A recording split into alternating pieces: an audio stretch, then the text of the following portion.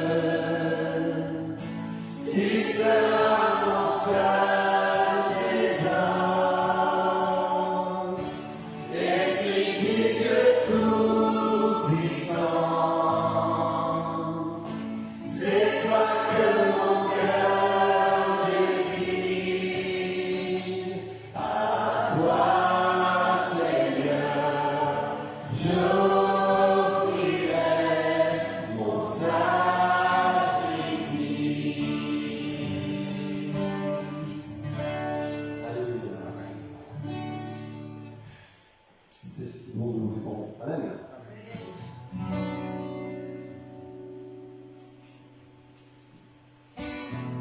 C'est si bon.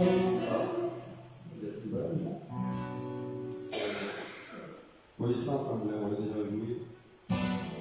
C'est si bon de louer son nom, de chanter des louanges, de voir à son sein, de proclamer sa fidélité, chaque jour infiniment. C'est si bon de louer son nom, de chanter ses louanges, de voir à son sein, de proclamer sa fidélité, chaque jour infiniment. C'est si bon de louer son nom, de chanter ses louanges, de voir à son sein, de proclamer sa fidélité, chaque jour infiniment. C'est si bon de louer son nom, de chanter ses louanges, de voir à son sein, de proclamer sa fidélité, chaque jour infiniment.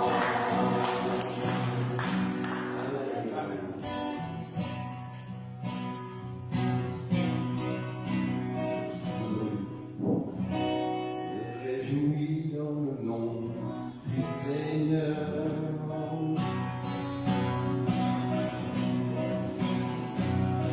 Me réjouis dans le nom du Seigneur. Je me confie dans le nom du Seigneur. Je lève les mains dans le nom du Seigneur.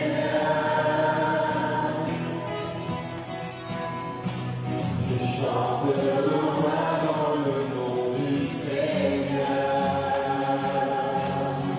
Je célèbre le nom de celui de mon cœur. Oui, je bénirai le nom de mon Sauveur. Je célèbre le nom de celui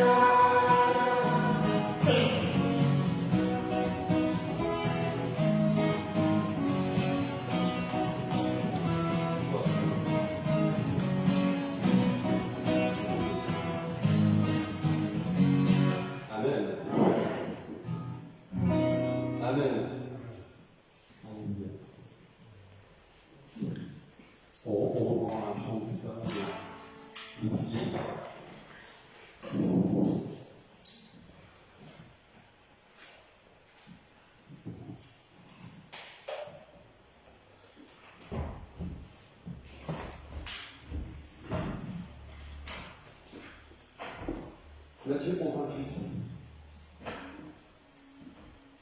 Alléluia, merci Seigneur. Merci Seigneur pour ta grâce. Merci Seigneur pour ces moments qu'on peut partager ensemble. Merci parce qu'on peut te louer, on peut t'adorer, ton esprit, ton vérité, c'est ce que tu recherches. Merci parce que nous sommes réunis. Merci parce que nous pouvons entrer en communion. Merci parce que tu es présent en ce lieu. Pas parce que je vis, mais c'est ta parole qui est dit quand vos trois se réunissent en moment. Alors, je suis présent. Dieu est présent dans ce lieu, Dieu est présent dans nos cœurs, Dieu est présent dans nos vies. Amen. Et je crois qu'on frère dit, dans sa prière, on n'a pas besoin de lui. J'ai besoin de lui. Qui a besoin de lui?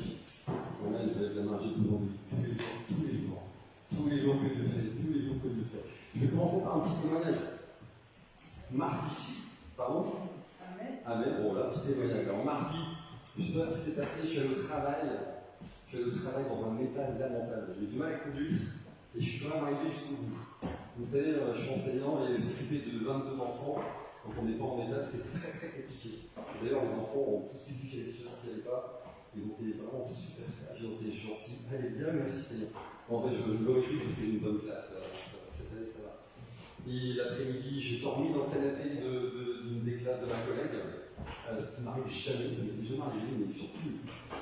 Je me suis enfoncé dans ma capuche, je me suis endormi.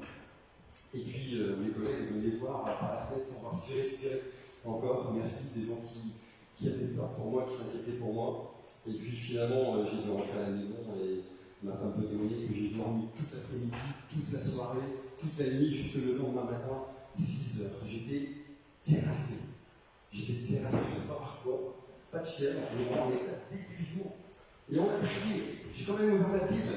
J'ai ouvert la Bible, j'ai cherché la face de Dieu, j'ai prié, on a pris la Sainte Seine en famille avec mon épouse et ma fille, et Dieu m'a rétabli. Je suis parti travailler, je suis revenu au travail jeudi, et me voici aujourd'hui. Et d'ailleurs, j'avais reçu un message de Dominique, je crois que c'est, je ne sais pas si c'est lundi ou mardi, qui me rappelait, parce que j'ai tendance à oublier quand est-ce que je dois intervenir, et qui me dit rappelez, effectivement, c'est ton tour. Et au moment où je reçois le message, j'avais envie de lui envoyer un message, je ne peux pas venir, j'ai autre chose à faire, je suis fatigué. Et puis je me suis dit non, allez, par la foi, et me voilà. Alléluia, on a un Dieu qui est puissant, on a un Dieu qui est vrai, on a un esprit, et pas n'importe lequel, on a l'esprit de Dieu en nous. L'esprit de Dieu est celui qui est en nous. Et il n'y a pas de distorsion entre les deux, il n'y a pas de différence entre les deux. Il demande juste à grandir. Il demande juste à grandir en nous. Et tout ce que Dieu a comme caractéristiques, elles sont en nous. Dans Pierre, il est écrit que Dieu a pourvu à tous nos besoins. Amen. Et nous sommes assis à côté de lui dans les deux célestes. Un truc de fou. Vous ne voyez pas, là, vous êtes assis à côté de lui. C'est une réalité. Et la réalité spirituelle est plus forte que la réalité charnelle, la réalité du monde. Amen. Parce que Jésus est triomphe. Parce qu'il est plus grand que le monde. Parce qu'il dépasse le monde. Et Dieu, encore ce soir, veut bénir. On va prendre la parole de Dieu. Merci. Matthieu 11, 28. Venez à moi, vous tous qui êtes fatigués et chargés, et je vous donnerai du repos. Prenez mon joug sur vous et recevez mes instructions, car je suis doux et humble de cœur, et vous trouverez le repos pour vos âmes. Amen. On va voyer que ça fait du bien de lire la parole de Dieu. Venez à moi, Dieu nous invite. Viens ce soir, viens à moi. Venez à moi, vous tous qui êtes fatigués. Et j'ai entendu dans la prière de mon frère prier pour ceux qui étaient fatigués et chargés. Vous tous qui êtes fatigués et chargés, je vous donnerai du repos. Prenez mon joug sur vous et recevez mes instructions, car je suis tout et humble de cœur, et vous trouverez du repos pour vos âmes. Amen. Alors, quand j'ai commencé à lire la Bible il y a quelques années, je n'avais pas compris quoi ça. Je ne comprenais pas ce que ça voulait dire parce que tout le monde sait ce que c'est qu'un joug. C'est une espèce de pièce en bois qu'on va mettre sur le cou et les épaules des bœufs, ou bien de plusieurs deux animaux. Ils peuvent être aussi différents. J'ai découvert ça, je ne savais pas, mais bon, bref. En fait, c'est pour les contraindre. C'est une entrave. Et ils sont conduits par celui qui va piloter, celui qui va tenir les rênes. Ils vont être conduits, l'attelage va être conduit par une personne. Et ce joug, il est en bois. Alors déjà, c'est la matière dure. Ça doit être irritant pour la peau. Enfin, je ne sais pas, mettre ça sur les épaules d'un homme, d'une femme, ça doit être quelque chose. Et le bois, c'est dense, c'est dur.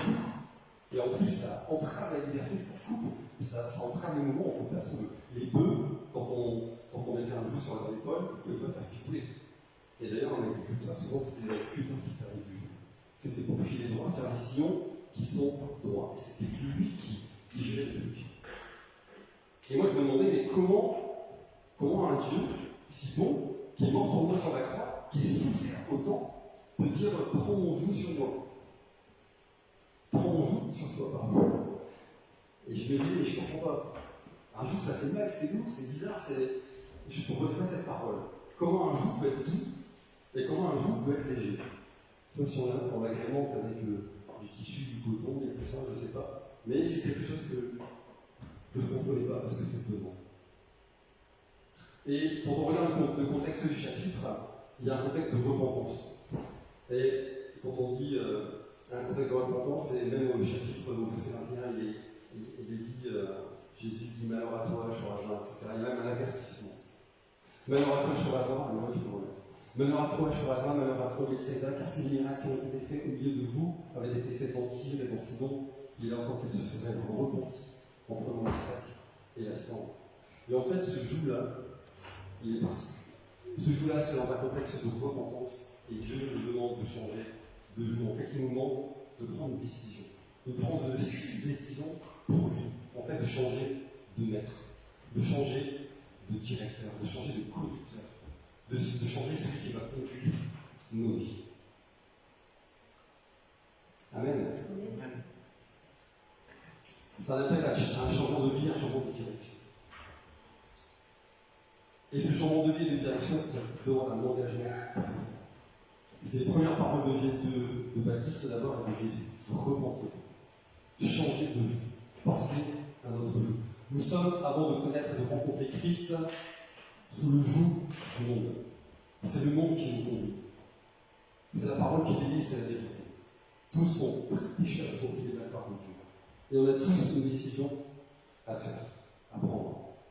Donc vous allez peut-être dire que c'est un peu hors sujet par rapport à la nôtre hier, mais j'espère que j'arriverai à être assez clair pour vous compreniez où je veux en venir à la fin. Mais en tout cas, ce joug-là, le joug de Christ, et après pourquoi il est léger, mais c'est déjà le fait de changer de maître, de changer de vie, de prendre une décision pour Christ. Il dit, vous venez à moi, vous tous qui êtes fatigués, chargés, vous donnerez du repos, prenez mon joug sur vous et recevez mes instructions. Et les deux sont associés. On prend une décision et après on reçoit les instructions. Et recevoir les instructions, c'est pas juste les entendre.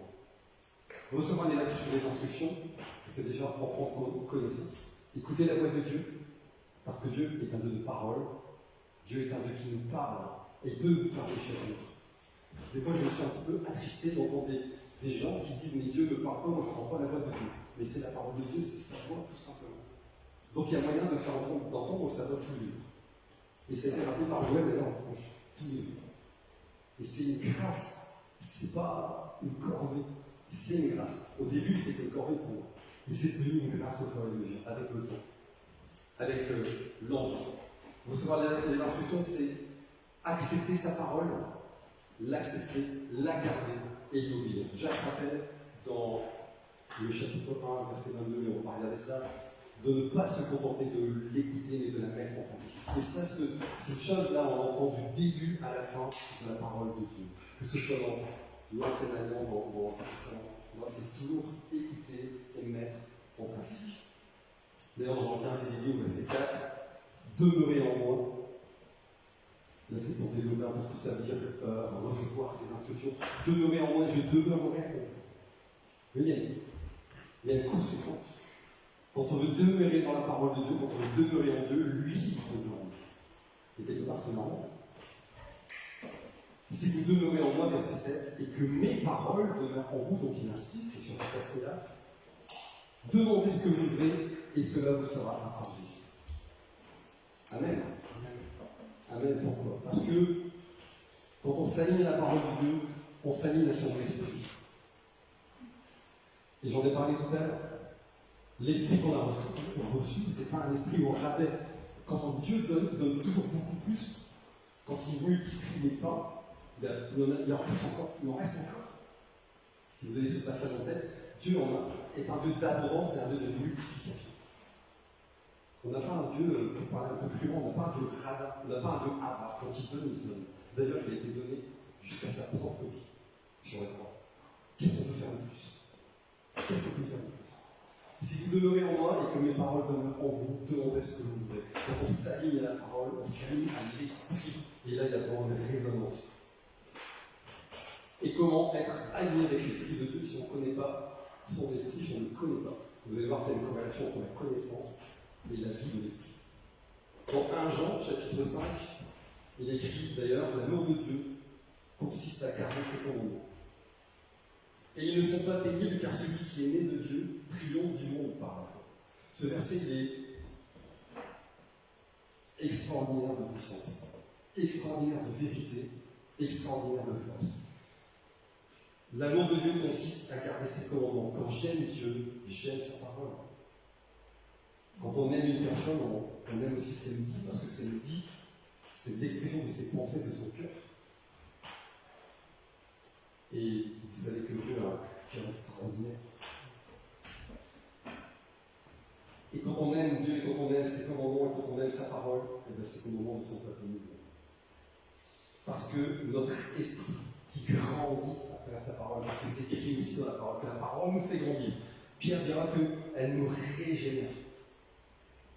Alors on anime l'esprit qui est en nous, comme il est le même que celui de Dieu, ça ne peut pas être difficile. Ça devient de plus en plus simple. Comprenez ce que je veux dire?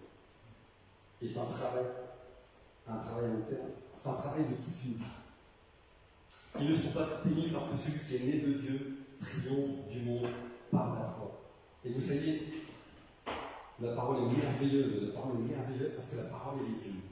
Et la parole de Dieu, elle est de qui? Elle est née de Dieu. Je ne sais pas comment expliquer ça de manière plus claire, mais Dieu est la parole. Dans l'Apocalypse, je ne sais plus si c'est chapitre 19, verset 13, c'est écrit que c'est même son nom. Son nom est parole de Dieu. Dieu et la parole, c'est la même chose. Et ce Dieu-là, il nous donne des clés à travers sa parole pour triompher du monde, triompher de tout ce qu'on peut rencontrer, triompher de la détresse, triompher de l'angoisse, triompher de la peur, triompher de tout ce qui peut nous abattre, triompher de tout ce qui peut nous dépasser. Et je commence par ce témoignage-là, en fait, c'est Jésus dit: ma parole est esprit et vie.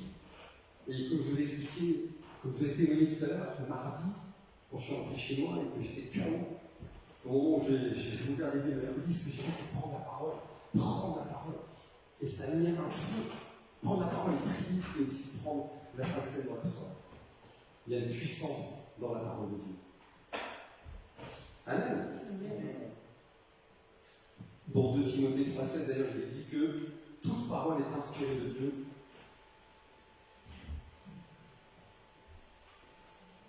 Et utile. Heureusement que la parole de Dieu est utile. C'est un pléonasme, mais c'est tellement pour enseigner, convaincre. La foi est de ce qu'on entend est de la parole de Dieu. C'est la parole qui convainc. Pour corriger. Combien de fois j'ai été corrigé par la parole pour instruire dans la justice, etc. etc. Et vous savez, comme on le voit un petit peu, je vous parlais de cette histoire de joug. La plupart du temps, Jésus ne parle pas directement. En fait, il utilise toujours des détours. C'est un orateur hors pair, c'est un orateur phénoménal. Il a un sens de la répartie, une intelligence autour de sa parole, c'est au-dessus de tout ce qu'on peut imaginer. J'ai longtemps jalousé, moi, les phrases de Jésus, je voudrais pouvoir parler comme lui et pouvoir répondre comme lui, c'est extraordinaire. Et en même temps, c'est nimbé de mystère. Et on en a déjà parlé. La parole, la vérité de la parole, ça vient aussi par révélation. Il faut demander, moi, quand on comprend ce verset-là, vraiment, pour avoir le sens profond de ce verset, j'ai demandé à Dieu, je dis: Seigneur, dis-moi ce que ça veut dire, vraiment. Elle est utile pour enseigner, pour convaincre, pour corriger. Et pour revenir à ce que vous avez dit, peut-être je me répète, mais avant de rencontrer Jésus, j'étais vraiment une tête de une tête de voix, j'étais capable de faire la tête à Priscille pendant une semaine. C'est long une semaine. Quand j'y pense aujourd'hui, mais mais quelle folie de faire la tête pendant une semaine, serrer les dents pendant une semaine et pas parler, être cloîtré, fermé sur moi-même. Dieu merci, c'est fini, maintenant c'est l'inverse. Bon. Mais un jour, je suis tombé en lisant la parole sur. Je connaissais ce verset où c'était écrit ne te couche pas sur ta colère. Je connaissais ce verset. Sauf que au moment où je l'ai lu, là c'était. Je l'ai reçu par révélation. Parce que c'est vraiment entré dans mon cœur. C'est l'esprit qui venait faire écho dans l'esprit qui est en moi et qui faisait grandir en me donnant cette révélation. Et à partir de ce jour, j'ai 2 témoins ici. Je me mets encore en colère, malheureusement. La colère de la justice. Mais je reste humain, mais ça ne dure pas. Ça ne dure pas. Je pense qu'on ne s'est pas fait la tête depuis des années. En tout cas, de mon côté, je ne suis pas fait la tête depuis des années. Amen. Amen. Ça, c'est l'œuvre de Dieu. C'est l'œuvre de Dieu. Vous savez, Dieu agit dans les couples. Les couples, c'est important. C'est une des premières choses qui a été créée à l'enlève. Et vous savez, si on veut savoir où on en est vraiment, quand on est en couple, c'est là que ça se passe. Parce qu'il n'y a pas de filtre avec son épouse. On va lui dire des trucs des fois qu'on n'oserait pas dire à personne. On est horrible. On peut être horrible. Mais Seigneur, tu es bon tous pour ça. Et vous savez, la parole de Dieu, elle agit comme un marteau. J'écris. Là, non, je vous dis des choses que j'ai vues. Jérémie 23, verset 28, ma parole est comme un feu. Et comme je vous disais, combien de fois quand on lit la parole, ça bouillonne, et même des fois quand je suis fatigué, quand je me sens un petit peu patate, dès qu'on commence à parler de la parole, ça s'allume. Alléluia, c'est la vie, c'est l'esprit et la vie. Ma parole est comme un feu. Alors, c'est comme ça que je suis tombé peut-être de référence. Mais bon, Jérémie 28. Voilà. J'ai peut-être pas la bonne réponse. Jérémie 23, verset 28. Mais j'ai pas la même chose. Moi, j'ai ma parole est comme un feu, comme un puissant marteau qui brise le rocher. Bon, il faudra vérifier si on a une autre référence. Un marteau qui brise le rocher. Un marteau. C'est ah voilà. Ma parole n'était pas comme un feu qui éternel, et comme un roc, un marteau qui brise le roc. Et c'est quoi ce roc? Ce roc, c'est nous.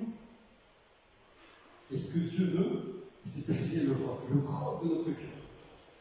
Combien de fois, dans la parole, il dit qu'on est un peuple au cou raide, sans qu'on ait une sorte de feu. On ne veut pas se laisser guider. Combien de fois la parole de Dieu nous dit qu'on a un peuple au cou raide, et ça fait référence à notre cœur qui est en souci. Combien de fois on écoute la parole de Dieu, combien de fois on lit la parole de Dieu, et on n'écoute pas. Et Dieu est obligé de prendre son marteau, le marteau de la parole. Il y a d'autres versets qui disent je frapperai les nations avec le bâton de ma parole, avec la fer de ma parole. Pourquoi? Parce que c'est nécessaire. On est tellement dur. On a tellement un caractère dur à changer. Mais la vie d'esprit, pour que ce fardeau soit dominé, on est obligé de passer par là. Dieu est obligé de casser notre orgueil. Et plus vous pensez que vous n'en avez pas, plus la réalité est inverse et vous en avez. Et on en a tous, malheureusement, on en a tous, j'en ai aussi. Mais on a ce coup rêve, on a ce cœur aussi. D'ailleurs, ça fera dire à Étienne, vous résistez toujours à l'esprit. Ne soyons pas de ceux qui résistent à l'esprit. Quand Dieu nous parle, d'une manière ou d'une autre, uniquement, je pense. Et sur cette parole et sur ces instructions, vous connaissez tous Éphésiens 4 qui dit que l'épée est tranchante et sépare l'âme de l'esprit. L'âme, c'est le siège des émotions, notre caractère, notre chair, et à côté de l'esprit de Dieu. Et les dieux sont séparés par la parole tranchante. C'est le Père et monde, celui qui aime la parole, celui qui aime de celui qui va être transformé, celui qui veut grandir, le Père va l'élever. Et le tranchant, ça fait mal. Bon, effet d'un cœur. Effet d'un cœur. Alors, il y a un prix quand même à payer. Il y a un prix quand même à payer pour récupérer. Et c'est tellement bon. C'est tellement bon. Je l'ai perdu là, peut-être, non? L'humilité. Parce qu'il parle de l'humilité. Et ça, c'est la nature de Dieu. Extraordinaire. Extraordinaire et magnifique. Jésus est doux et humble de cœur. Qu'est-ce que ça veut dire? Doux et humble de cœur. On parle de marteau, on parle d'épée, et après on dit Dieu est doux et humble de cœur. Ça Mais c'est pas opposé en vérité. Ça fait partie de l'ensemble. On a un père, et le père s'occupe de nous. Un père s'occupe de ses enfants, une mère s'occupe de ses enfants. Quand c'est bien, et quand c'est pas bien, il faut le dire. La nature de Christ. Jésus les dit, mais humble de cœur, c'est une question en fait de foi là-dessus. Dans Jean 15, Jésus dit qu'il n'a pas de plus grand amour que de donner sa vie pour ses amis. Il est passé du trône éternel de grâce à la terre parmi les hommes pour devenir ses amis. Et c'est ça l'humilité de Dieu. Et il va rajouter au verset 14, vous êtes mes amis si vous faites ce que je vous demande. Encore une fois, c'est l'histoire d'être en adéquation lui avec son esprit. Je ne vous appelle plus serviteur. Ces paroles sont extraordinaires. Il est avec les disciples, il est avec les apôtres, il dit je ne vous appelle plus serviteur parce que le serviteur ne sait pas ce que fait son maître. Mais je vous ai appelé ami parce que je dois laisser connaître tout ce que j'ai appris de mon Père, tout ce que Jésus a reçu, il a partagé. Et il le partage avec nous. C'est merveilleux. On n'a pas un Dieu de secret, on n'a pas un Dieu de ténèbres, on n'a pas un Dieu qui se cache, on n'a pas un Dieu qui cache les choses. On a un Dieu de vérité, on a un Dieu de lumière.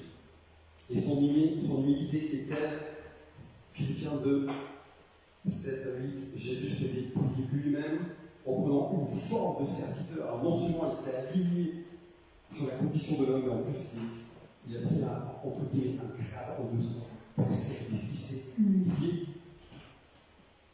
par l'obéissance jusqu'à la mort de la croix. C'est bouleversant et c'est puissant.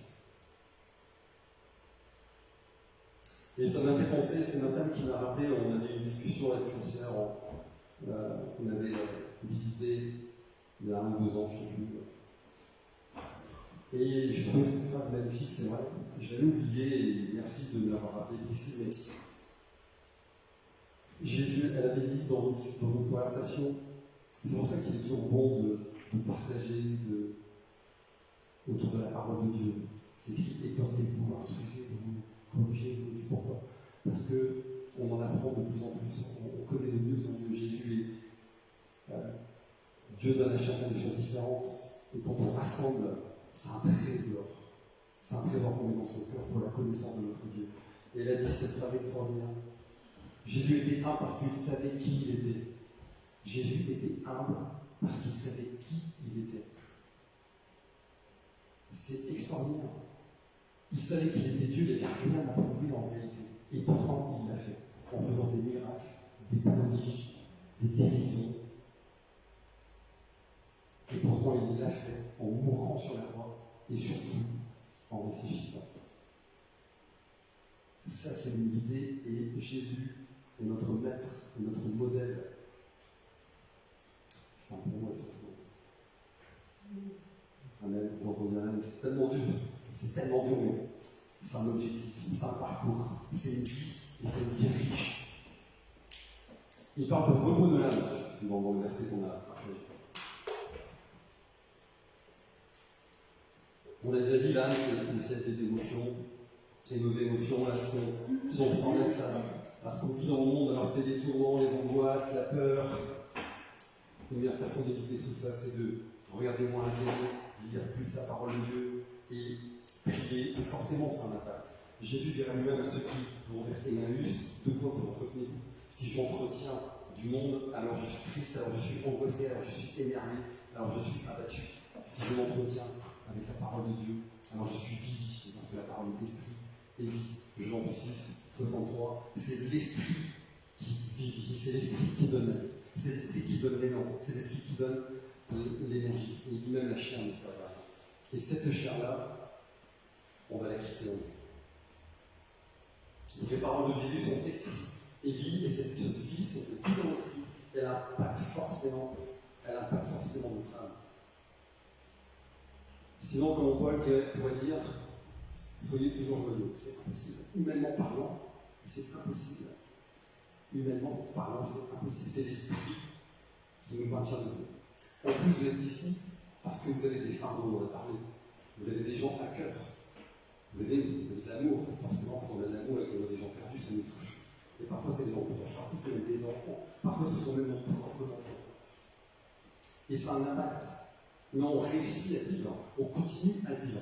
Parce qu'on a cet esprit de Dieu en nous. Si on devait avoir en permanence dans le cœur ces émotions négatives qui nous font avoir peur ou craindre ou être inquiets pour ceux qui nous entourent, ce serait invivable. Cette vie serait une vie de terreur, d'inquiétude, ce serait écrasant. Mais l'esprit de Dieu vivifie. Et c'est justement ce repos dont il parle, le repos de l'âme, même au milieu des tribulations. C'est la parole de Dieu. Jean, verset 16, dira, verset 33, pardon, Jean 16, 33, je vous ai dit ces choses afin que vous ayez la paix en moi. C'est Dieu qui va apporter la paix, c'est son esprit qui va apporter la paix. Et il dit, parce qu'on a un Dieu de vérité, vous aurez des tribulations dans le monde, mais prenez courage, j'ai vaincu le monde. Quand on mange la parole de Dieu, on est vainqueur du monde. Et Jésus lui-même dira, ma nourriture est de faire la volonté de mon Père. Et on pourrait dire, ma nourriture est de faire la volonté de Jésus. Dans Philippiens 4, versets 6 à 7, réjouissez-vous toujours dans le Seigneur, parce qu'on ne peut pas se réjouir dans le monde. Je le répète, là c'est pas moi qui le répète, c'est écrit dans la parole. Je le répète, réjouissez-vous. Que votre douceur soit connue de tous. Pour moi, c'est un marteau, ça. C'est mon marteau à moi. Donc Dieu me donne un petit marteau à ce moment-là. Que votre douceur soit connue de tous, et c'est une prière. Si vous avez, si vous manquez de ce sujet de prière, je sais que c'est pas vrai, mais priez pour que vous soyez. Que votre douceur soit connue de tous les hommes. Le Seigneur est proche, ne vous inquiétez de rien. C'est la parole qui va faire qu'on ne s'inquiète pas, qu'on reste debout, qu'on tient ferme. Dieu nous travaille et transforme de manière lorsque nous soyons inébranlables, c'est l'enquête. Ne vous inquiétez de rien, mais en toute chose, faites connaître vos besoins à Dieu par des prières, des supplications et des actions de grâce. Cette relation avec le Père, la prière, la relation, parler à tout moment, à tout instant. Et la paix de Dieu, encore une fois, les questions de Dieu, qui surpasse toute intelligence, gardera vos cœurs et vos pensées en Jésus-Christ. C'est ce que je venais de vous dire. Ce n'est pas le monde qui va nous apporter cette joie, c'est la parole de Dieu, c'est Christ lui-même. Et cette joie, même si elle n'est pas toujours présente ou à des degrés différents, elle est impossible sans l'esprit. On voit bien que dans le monde, les joies sont éphémères. Les gens, des fois on s'étonne, ils sont toujours en train de vouloir faire la fête, à se distraire avec des choses, mais c'est pour combler des vides, parce qu'ils n'ont pas la terre. Mais est-ce qu'on a besoin, nous, de sortir en boîte tous les dimanches, de faire la fête tous les week-ends, de prendre l'apéro, machin? Non. On peut le faire, c'est bien aussi de partager des moments conviviaux. Mais ce n'est pas notre ADN. Amen. Amen. Alors je reviens, je ne vais pas garder trop longtemps. Ce joug-là, Dieu parlait de joug et de fardeau, c'est la vie de l'esprit. Nous demande de passer à un joug charnel, un fardeau charnel. C'est ce qui vient du monde, c'est ce qui va venir nous écraser, c'est ce qui va venir nous contraindre, c'est ce qui va venir nous faire mal, c'est ce qui va nous empêcher d'avoir de l'espoir. À un joug qui est spirituel. Alors le spirituel nous exerce de combat. Parce que la prière est un combat. La vie en Christ est un combat. Un combat déjà pour être transformé. Pour prendre ce marteau-là qui vient, la parole de Dieu qui va nous changer en ce qui me concerne, pour devenir un peu plus doux. Mais aussi gérer notre vie. Et dans tous les détails. Plus on rentre dans la parole, plus on se dit, mais Dieu a une réponse à absolument tout. Donc ce joug-là qui est sur nos épaules, en fait, c'est la vie de l'esprit. Dieu ne demande que ça, c'est qu'on ait une vie dans l'esprit, que l'on marche dans l'esprit. De plus en plus. Parce que le fardeau qu'on a tiré, c'est plus le même. En réalité, ce fardeau-là, il ne nous appartient plus. Et c'est pour ça qu'il y a une corrélation avec la prière. Quand on a cette vie de l'esprit, attention, je ne dis pas que ça peut arriver qu'on peut être inquiet, angoissé, il ne faut pas culpabiliser, ça c'est normal. Mais la parole nous dit de rendre nos pensées prisonnières en Christ. C'est un aussi un exercice. Et cette vie, ce fardeau de l'esprit, transforme nos fardeaux. Ces fardeaux charnels, en fait, on les dépose à Dieu. Et c'est lui qui est responsable, c'est lui qui devient responsable. Le lâcher prise, c'est quelque chose qui est très difficile. C'est quelque chose qui peut être très long. Mais il existe, et c'est une réalité, et c'est dans la parole. La vie de l'esprit libère. Elle libère de ce poids du monde. Elle libère de ses fardeaux charnels. Elle libère de ce qui peut nous peser. On n'a pas été des chrétiens écrasés. Une fois, j'avais téléphoné à Laurent, il y a quelques années encore. Il y avait un copain avec qui je faisais de la musique qui me téléphone, et on discutait, et puis on se racontait un petit peu nos vies. Et il m'a dit cette phrase, et ça, à ce moment-là, je me rappelle, ça me fait très très mal. Il m'a dit, mais t'es encore plus triste que moi alors que toi t'es chrétien. T'as l'air encore plus malheureux et plus triste que moi alors que toi t'es chrétien. Et ça m'avait fait mal, je me suis dit, ça m'a étonné. Je me dis, bah, il y a quelque chose qui ne va pas, quoi. Je connaissais ces versets, parce que les tours revenus, etc. Enfin, levez vos têtes. Jésus dit, levez vos têtes, je reviens bientôt. C'était parce que je n'étais pas encore dans cette vie d'esprit. Et on avance, chacun avance à son rythme. Je parle des faits, je parle de parfait. Je vous l'ai dit, il faut prier pour que je sois plus doux, il y a des actions que je dois faire ici. Mais c'est un chemin, et c'est ce que Dieu demande, c'est ce que Dieu souhaite. Prenez sur nous nos jouets et nos femmes. Alors, le lâcher prise, pourquoi? Parce qu'on n'a pas lutté contre la chair et le sang, le monde. Tout ce qu'on vit, tout ce qu'on voit, même ce qu'on voit en ce moment en Israël, tout est spirituel et tout est écrit de toute façon. Le combat n'est pas contre la chair et le sang spirituel. La domination de l'esprit qui perd l'esprit nous décharge émotionnellement. On parle en ce moment beaucoup de burn-out, on parle beaucoup de surcharge cognitive, etc. La parole de Dieu nous libère de ça. La parole de Dieu est vie, lumière et esprit. Dans 1 Jean, chapitre 1, verset 7.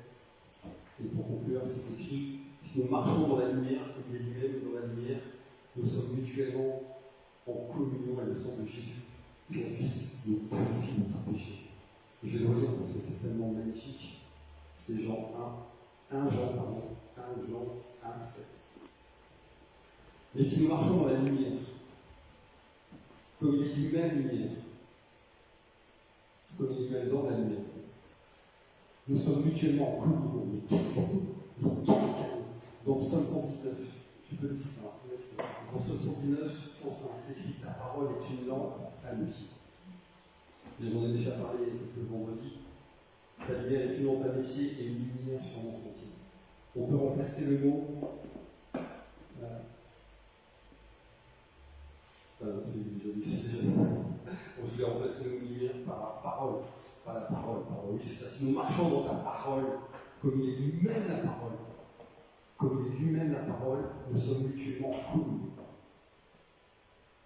Je vais vous dire, c'est tellement bon, c'est tellement grand et c'est tellement un cadeau merveilleux. Si nous marchons dans la parole, comme il est lui-même la parole, nous sommes mutuellement en communion. Et dans la communion de Christ, le fardeau, le joug et le fardeau sont doux et légers. Amen. C'est important pour nous qui sommes là à combattre. C'est important pour vous qui êtes là régulièrement le vendredi. Et si vous êtes là le vendredi, je sais que vous ne vous contentez pas de prier le vendredi. Et ces fardeaux que vous avez, apprenons ensemble à se décharger et dire Seigneur, tu m'as demandé d'avoir des temps de prière, de prier continuellement, d'être en communion avec toi. Alors ces fardeaux-là, vous savez, je témoigne ça, combien de fois je dis dans le prière, Seigneur, je te laisse rouler, c'est que mon Dieu. Je vous en aide. Ou par exemple, on parlait de douceur tout à l'heure, Seigneur, si toi tu ne fais pas, moi je peux pas faire. Si tu ne fais pas de moi un être plus doux, plus tempérant, moi je peux pas le faire. Je me décharge. Vous comprenez ce que je veux dire? Alors soyez remplis d'esprit, soyez bénis, soyez aussi portés, affermis par l'esprit. Ayez soif d'avoir cette vie de parole, cette vie d'esprit, cette vie de vie. Et Allez bien, merci qu'on puisse être ensemble pour remettre tous nos fardeaux au pied de notre Seigneur. Et on va prendre un chant qui s'appelle, nous sommes unis, une maison pour